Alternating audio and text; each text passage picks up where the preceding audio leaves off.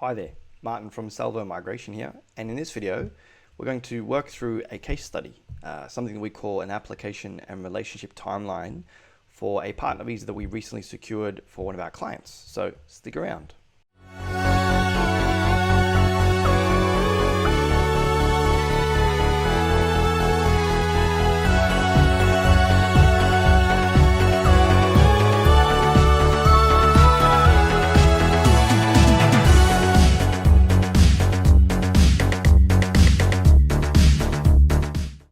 Welcome back. So in this video, we're going to slow things down a little bit. It's not necessarily about me teaching you about a particular partner visa topic or question that may exist in the world. It's really about showing you an example of what an approved partner visa looks like with regards to a couple's relationship timeline and also their application timeline, in the sense of how long have they been together for prior to applying, what did they do prior to applying, how long did the preparation process take with our team, how long did the application take to be determined by the department. So let's jump straight in. Now this is the relationship and application timeline for one of our clients. As I said, there's a lot of detail in this timeline, so I'll work through each little component one bit at a time. So firstly, the country of passport for this applicant was Norwegian. So the applicant held a Norwegian passport. At the time, so if you look on the right hand side, at the time that we applied for this visa, the couple were not married. Okay, so they applied for a subclass 820, so it was an onshore partner visa application. And at the time of application, the couple were not married. So they were applying as a de facto couple. What they did have in place though was a civil union, a registered civil union in an Australian state or territory where it allows you to register. And more or less it's most of them except for Northern Territory and WA. Okay, so that's important because it means that this couple were not subject to the 12-month rule when we submitted the application. If you want to know more about what the 12-month rule means, please have a look at other videos on our YouTube channel. There's one that specifically covers the 12-month rule requirement and how to get around it, and you'll see me talk about in that video referencing registering civil unions if it's available to you depending where you live.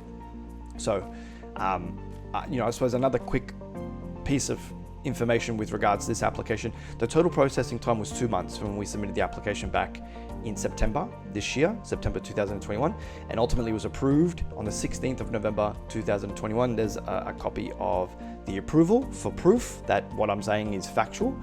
So the actual processing time was just over 2 months, which is quick, particularly in comparison to how long partner visas were taking prior to COVID. But in all honesty, it's quite reflective of how long partner visas should take if they're well prepared and ultimately if the couple meet the requirements. So let's look at the couple's relationship history. So this couple met in September 2019. They actually met overseas and they started dating exclusively shortly thereafter. About a month after their meeting, they became boyfriend and girlfriend. They then started living together in March 2020. So about 6 months or so after they started dating, they moved in together. And that was actually overseas. So this couple met overseas and they started cohabitating overseas. And you'll see in this timeline that we've indicated that is when the couple became a de facto couple. That is something I do get a lot, is Martin, when is our de facto date? When did we become a de facto couple? And in all honesty, there isn't a definitive blanket equation to determine when a couple become de facto. In all honesty, it really just depends on all of their relationship facts and what they did prior to the claim date. But generally speaking, we do tend to use the period of time that they started living together as one indicator. Okay, so this couple started living together in March 2020. So around then, we were able to start claiming that that's when their de facto relationship commenced. An interesting kind of characteristic to this application is that because the couple met overseas, they were then physically separated from around October 2020 until June 2021. So let's kind of fit that into their relationship timeline. Met in September 2019, started dating exclusively about a month later, started living together around March 2020, and then in October, so they lived together for about 6 months. And then in October 2020, the Australian returned back to Australia. Obviously, that was during the peak of the COVID pandemic in terms of border restrictions and limitations, and in terms of people being able to move freely. But the Australian returned back to Australia, and there was a period of physical separation there from June 2021, which is when the applicant was able to enter Australia, and I'll dive into that in a minute. But looking at their relationship history, when the Australian returned to Australia in October 2020, they then organised a few things. They organised their civil union, they organised wills and last testaments, and she nominated her partner as the beneficiary to her superannuation policy in January 2021. Then this couple approached us in February 2021. That's when we were engaged to start working with this couple to prepare their application and ultimately advise on what was going to be the best pathway. When we engaged them at that time, that was during their period of separation. So the Australian sponsor was here, the visa applicant was overseas, and what we suggested was that it would be better to try to bring the partner here first. So apply for a travel exemption because they were still required at the time. Apply for a visitor visa of some type, which depends on the country of passport, often will dictate the type of visitor visa you can apply for, and then bring the partner here and then apply for the onshore partner visa. The reason we suggest that as the safest initial option is that the alternative would have been to apply directly for the offshore partner visa, so the offshore 309-100, whilst the couple were physically separated, understanding that their length of relationship and their particular relationship facts presented some risks. Because what you want to try to avoid is applying for visas or partner visas when there's sustained periods of separation, just because it practically can be more difficult to prove that a couple is still in a de facto relationship if they're physically apart. It's not always the case. I'm not saying if you do not live with your partner that you won't be able to meet that threshold, but the advice of this couple was, look, let's try a travel exemption. We're going to need to prove you're in a de facto relationship anyway to get the travel exemption.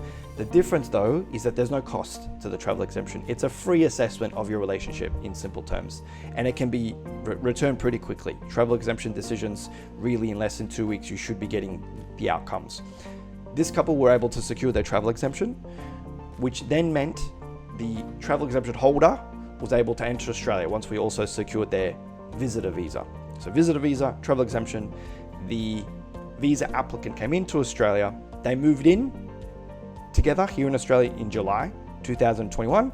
They opened up their joint bank account around the same time here in Australia, and then we worked with them for a couple of more months just to finalize the application, plug all the holes, and make sure it's as comprehensive as we possibly could get it. We organized police clearances for the applicant and sponsor, and then ultimately we submitted this partner visa on the 3rd of September 2021. There was no request for information received for this application. That can happen for partner visa applications. Just understand that when you submit your application, that may not be the end of the process, because what can happen from there is the department may request additional documentation from you. If police clearances are missing or if medicals are missing, you can expect to be requested to provide them. We organised medicals quickly after lodgement, meaning that when the application was picked up, presumably around early November, the department didn't have to request anything. We had all the relationship evidence on file, we had the police clearances on file, and we had already organised medicals, meaning that in street lingo, partner visa street lingo, it was decision ready, okay? Therefore, when we received a notification from the department, it was simply to let us know that the visa was approved. They didn't have to ask for anything. And it was approved on the 16th of November, 2021. So again, just some notable facts regarding this application. The couple met overseas initially. They decided not to apply for an offshore partner visa. They took our advice to try to bring the partner onshore because they were physically apart when we started communicating with them. We were able to secure the travel exemption and the visitor visa for this client. They came onshore. We submitted the onshore partner visa application, and there was no request for documentation. In terms of the key date summary of this couple, because it is relevant, you know, the things that you do in your relationship prior to applying, the longer you're together for, the longer you have lived together for, the longer you've pulled your finances together for before applying, does play a role in the assessment of your relationship against partner visa criteria, but also can dictate how quickly an application is processed. The stronger an application is, the stronger the couple, the stronger their relationship, the faster it can be processed by the department because there's less questions that might need to be asked. So a key date summary. They met approximately 23 months prior to lodgement. They started dating exclusively 22 months prior to lodgement. That was overseas initially, period of separation, and then recommenced living together before we applied for the visa. They started pulling their finances officially when they landed, when the visa applicant landed in Australia in July. So they didn't have joint financials overseas, which is very common for couples that meet overseas. There's often banking restrictions in many countries in terms of not permitting Australians to open up joint accounts with people overseas. That happens all the time, and that was the case with this couple as well. Didn't prevent the travel exemption from being granted, and them having a joint account for a couple of months prior to lodgement wasn't an issue either, in the sense that it wasn't too short of a period. And this couple were in a civil union 9 months prior to lodgement. Registering a civil union in terms of waiving the 12-month rule, it doesn't matter when you do it, just as long as it's done prior to a decision being made by the department. But ultimately, the sooner that you can do that in your relationship timeline, the stronger your relationship facts are going to be when the visa is applied for. And that's the conclusion of this video, guys. This is our relationship and application timeline for a case study of ours. This timeline you see is actually a template taken from our ultimate relationship timeline generator. There should be a link somewhere around this video for you to purchase this resource if you would like to generate relationship timelines for your application. Highly advisable. These are the types of relationship timeline images that we attach for our application. So it's not just for us to demonstrate case studies in these types of videos. It's actually evidence that we attach to partner visa applications, because if I was a case officer, the first two things I would look at in any application are the couple's relationship statements and then the couple's relationship timeline image, to make sure they corroborate, and so that I have a complete bird's eye overview summary of everything the couple have done prior to applying and since lodgement. So that's it from me, Martin Salvo. I hope this video helped. I hope this helps you to compare your facts potentially against this successful case, to see where you might be able to identify some weaknesses in your facts.